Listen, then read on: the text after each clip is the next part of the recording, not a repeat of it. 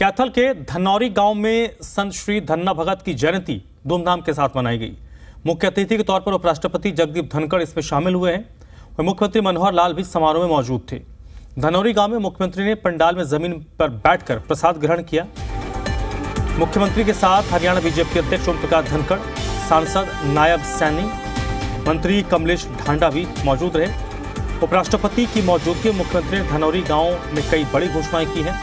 मुख्यमंत्री ने धनौरी गांव में महिला कॉलेज बनाने का ऐलान किया। साथ ही गांव के विकास के लिए 7 करोड़ रुपए और धनौरी की गौशाला के लिए 21 लाख रुपए देने का ऐलान किया। इसके अलावा मुख्यमंत्री ने कहा कि जींद के हैबतपुर गांव के मेडिकल कॉलेज का नाम संत शिरोमणि धन्ना भगत के नाम पर रखा जाएगा। धनौरी गांव में सीवरेज की मजबूत व्यवस्था होगी। अनाज मंडी में मार्केट कमेटी कार्यालय सहित सभी सुविधाएं जुटाई जाएंगी। सामुदायिक भवन और पुस्तकालय की सौगात मिलेगी। पीने के पानी की सप्लाई भाखड़ा नहर से होगी। सीवर और पानी की व्यवस्था भी होगी। साथ ही मुख्यमंत्री अपनी सरकार की परियोजनाओं की सराहना की। बीजेपी के हरियाणा अध्यक्ष धनखड़ ने धन्ना भगत के नाम मेडिकल कॉलेज और धनौरी में महिला कॉलेज की घोषणा के लिए मुख्यमंत्री का आभार प्रकट किया।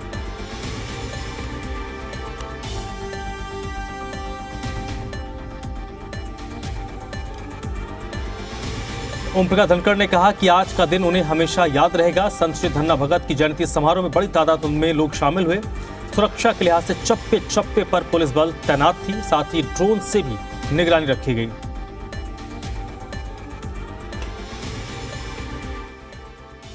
मेरा आप लोगों से आज के दिन एक ही बात कहना है, देश कितना अच्छा होगा ये हर नागरिक का उत्तरदायित्व है। यदि अगर आज हम यहां से ठान लें कि हमारा देश वो देश होगा जिसके अंदर हम अनुशासन रखेंगे, हम सड़क पर अनुशासन रखेंगे, देश की तस्वीर बदल जाएगी।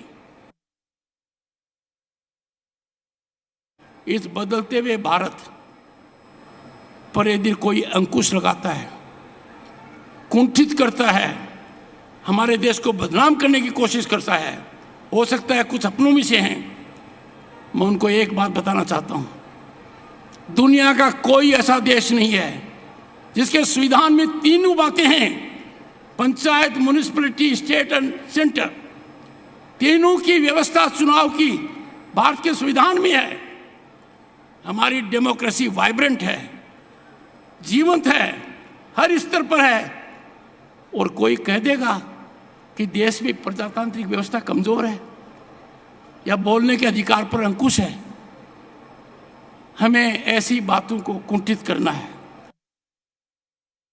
कितने ही महापुरुष ऐसे हुए हैं जिन्होंने देश को ठीक दिशा दी है। तो विचार आया कि हम भी क्या वो सड़कों नालियों में लगे रहेंगे या कोई संतों महापुरुषों को भी याद करेंगे। उसके बाद हरियाणा में हमने योजना बनाई कि ये रैलियां तो हम करेंगे, राजनीति रैली, कभी उद्घाटन है, कभी शिलान्यास है, कभी कोई मांग पत्र आता है, कभी कोई हम राजनीति में किसी को गालियां देते हैं, अपनी प्रशंसा करते हैं, लेकिन इससे काम नहीं चलेगा। हमको ये संतों महापुरुषों के सम्मान के लिए भी कुछ करना पड़ेगा। और तब हमने हरियाणा में योजना बनाई कि संत समाज के विचार प्रसार की योजना, उनके सम्मान की योजना, इसमें जितने भी संत हुए उनकी जयंतियां मनाएंगे। अगर नेता अच्छे होंगे तो समाज भी अच्छा होगा, ऐसा उनकी धारणा थी। उन्होंने ये चैलेंज बताया था और इस चैलेंज के बाद आज हम सबको अभिमान स्वाभिमान है कि आज देश में अच्छे लोग भी राजनीति में आने लगे हैं। और जब अच्छे लोग आने लगे हैं तो समाज को भी अच्छी दिशा देनी है।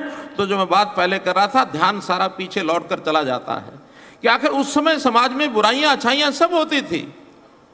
तो बुराइयों को फैलाने के लिए राक्षस होते थे, अच्छाइयां लाने के लिए कौन लोग होते थे? अच्छाइयां लाने के लिए ये जो हमारा संत शिरोमणि समाज, जो समाज के अंदर महापुरुष संत के नाते से अपनी वाणी से विचार प्रसार करते थे, अपने कोई ना कोई साहित्य के माध्यम से, कोई ना कोई ग्रंथों के माध्यम से समाज को दिशा देते थे। कुछ लोग चर्चा कर रहे हैं कि ये नाम कहां से इनको याद आ गया, धन्ना भगत, आज तक क्यों याद नहीं आया? हम कहते हैं मैं याद तो आया, आपको तो याद भी नहीं आया। आखिर कोई राजनीतिक आदमी कोई शिक्षा देने वाले संतों की बात नहीं कर सकता, कोई बंधन थोड़ी ही है। हमको समाज को भी ठीक करना है, हमें समाज का विकास भी करना है, समाज की आवश्यकताओं को भी पूरा करना है। हम शिक्षा की बात भी सोचेंगे, हम स्वास्थ्य की बात भी सोचेंगे, हम सुरक्षा की बात भी सोचेंगे, हम स्वावलंबन की बात भी सोचेंगे, हम स्वाभिमान की बात भी सोचेंगे, हम सुशासन की बात सोचेंगे, लेकिन साथ में संतों की बात सोचेंगे। मित्रों, जरूर सोचेंगे, जरूर सोचेंगे संतों की बात। उन संतों की वाणी, उसकी लगन सबको लगे, ताकि जीवन हमारा स्वच्छ बने, सदाचारी बने। ये हरियाणा गीता की भूमि है, जैसे सुभाष जी चर्चा कर रहे थे। सांख्य दर्शन के ऋषि कपिल की भूमि ये कैथल। स्वामी विवेकानंद के दादा गुरु तोतापुरी की भूमि ये कैथल। और इस भूमि पर संत शिरोमणि धन्ना भगत की ये जयंती। वो फिल्म का गाना है ना, इसको बुलाया तो क्या करें, उसको बुलाया तो क्या करें, उपराष्ट्रपति को बुलाओ तो जाने। धनौरी वालों, आज उपराष्ट्रपति जी भी आपके बीच में बुला कर हम ये जयंती बनवा रहे हैं। मुख्यमंत्री जी को बुलाओ तो जाने। नज़ारे हमने बहुत देखे, लेकिन ये नज़ारा इसी सरकार में देखने का मौका मिला। गीता जयंती हो तो महामहिम राष्ट्रपति होते हैं, और धन्ना भगत की जयंती हो तो महामहिम उपराष्ट्रपति होते हैं। नज़ारा इसी सरकार में देखा।